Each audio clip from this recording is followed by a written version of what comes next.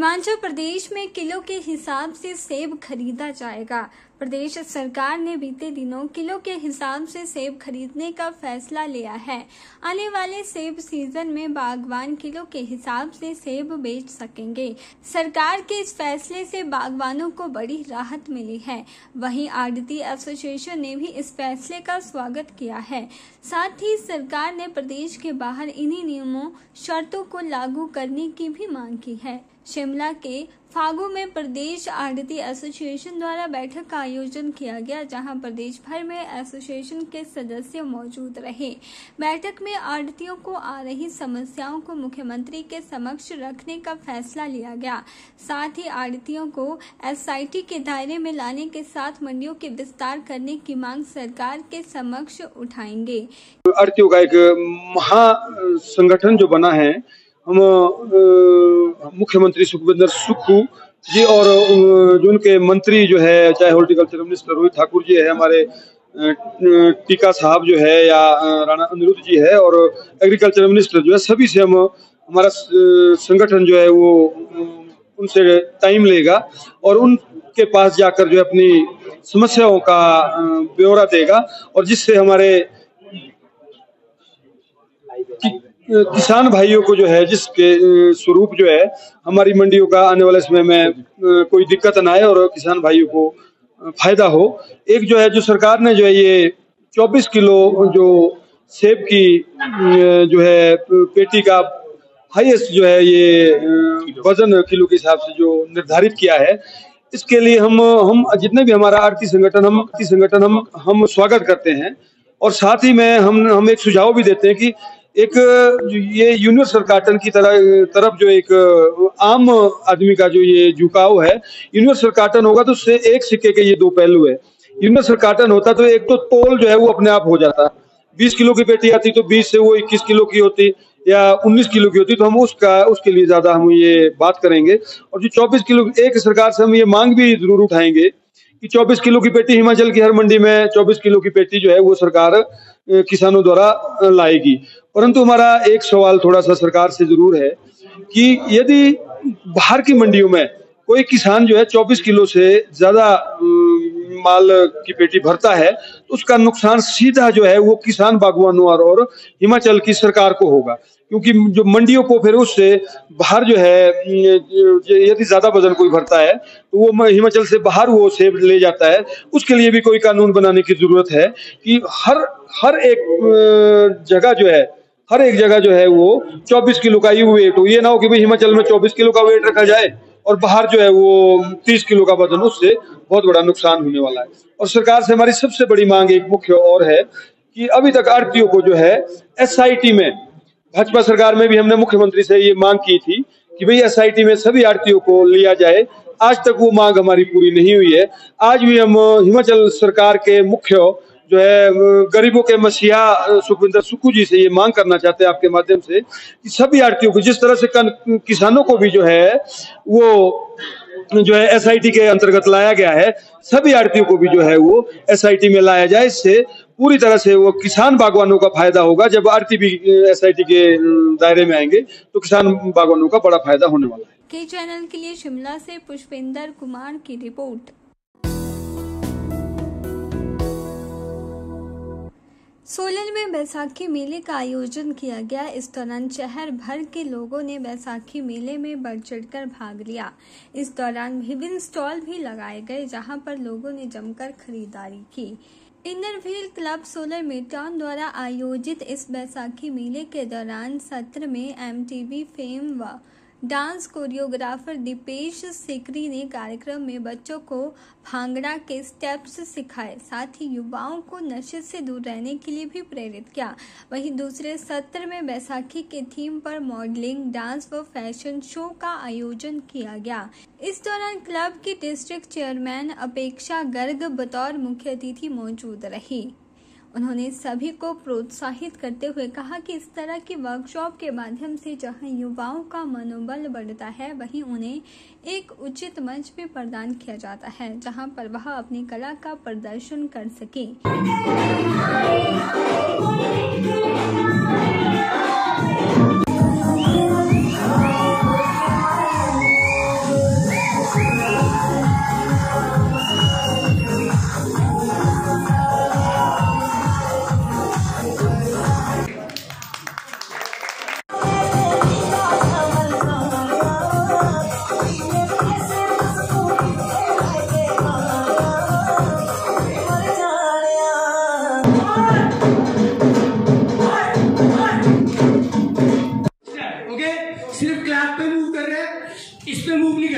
Okay ready.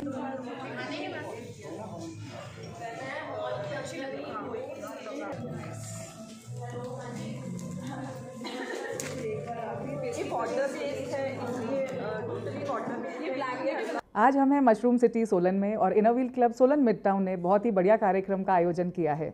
जैसा कि हम सभी जानते हैं, आज की जो युवा पीढ़ी है उसका रुझान हिप हॉप और दूसरे डांस स्टाइल्स की तरफ ज़्यादा है।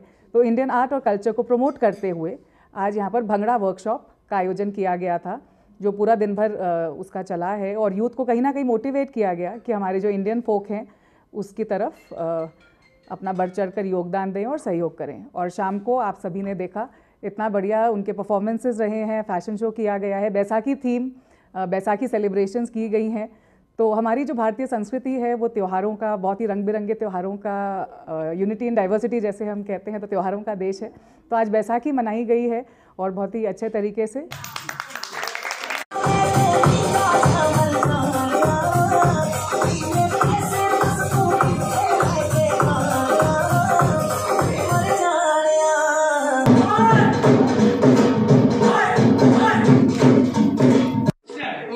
सिर्फ क्लैप पे मूव कर रहे हैं, इस पे मूव नहीं करेंगे। Okay ready.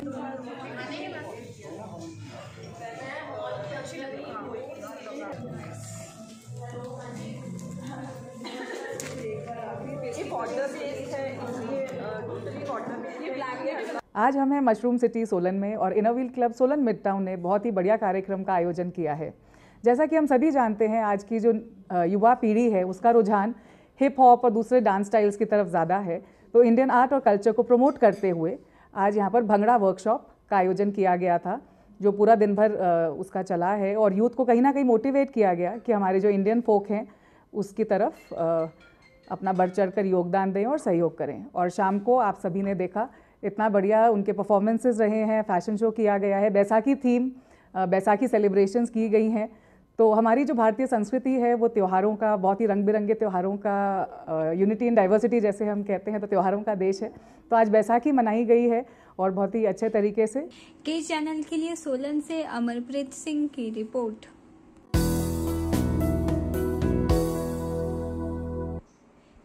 शिमला नगर निगम चुनावों को लेकर भाजपा 12 अप्रैल को अपने उम्मीदवारों की घोषणा करेगी।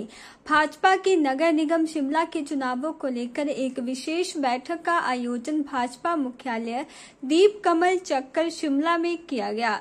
इस बैठक में भाजपा के प्रदेश सह प्रभारी संजय टंडन, प्रदेश अध्यक्ष सुरेश कश्यप, प्रत्याशी एवं पूर्व मंत्री सुरेश भारद्वाज, अन्य नेता उपस्थित रहे। बैठक में नगर निगम चुनावों को लेकर रणनीति तैयार की गई और प्रदेश प्रभारी ने फीडबैक लिया। नगर निगम चुनाव को लेकर भाजपा पूरी तरह से तैयार है और सभी 34 वार्डों की बैठकें हो चुके हैं और प्रवासी प्रभारी अपनी रिपोर्ट अगले 3 दिनों में पार्टी को सौंपेंगे। भाजपा प्रदेश सह प्रभारी संजय टंडन ने कहा कि 12 अप्रैल को चुनाव समिति की बैठक शिमला में होगी, जिसमें भाजपा के नगर निगम में 34 प्रत्याशियों की घोषणा की जाएगी। उन्होंने कहा कि कांग्रेस सरकार के पिछले 3 महीने निराशाजनक रहे हैं और हिमाचल की जनता अपने आप को ठगा सा महसूस कर रही है। नगर निगम शिमला के चुनावों में भाजपा अच्छा प्रदर्शन करेगी। उन्होंने कहा कि भाजपा स्थानीय मुद्दों पर चुनाव लड़ेगी और जिताऊ उम्मीदवार को टिकट दिया जाएगा। भारतीय जनता पार्टी की शिमला नगर निगम के लिए आज हमारे कुछ मुख्य कार्यकर्ताओं की बैठक हुई और उसके अंदर आने वाले समय की सारी रणनीति के बारे में चर्चा हुई। हमारी जो टीम के लोग ऑलरेडी सारे जो वार्ड के अंदर उन्होंने जाकर सब कार्यकर्ताओं से मिलने का जो कार्य कर रहे हैं, उनकी रिपोर्ट हमें परसों तक उनकी रिपोर्ट मिल जाएगी और उसके बेसिस के ऊपर 12 तारीख को हमारी चुनाव समिति की बैठक रखी गई है, जिसके अंदर इसके जो चुनाव के अंदर सारे प्रत्याशियों की उनकी घोषणा की जाएगी। उस दृष्टि के साथ किस तरीके से उसका मैनिफेस्टो के लिए क्या क्या कार्य करने वाला है, मैनिफेस्टो के लिए एक टीम की घोषणा करी गई है। मैनिफेस्टो का काम देखने के लिए जो दृष्टि पत्र है उसके साथ साथ उसको बनाना और जो अभी तक की हमारी अचीवमेंट्स रही हैं उनके बारे में सारी जानकारी इकट्ठी करके उसको कंपाइल करना, एक उसके बारे में हमारी कमेटी उसका कार्य करेगी।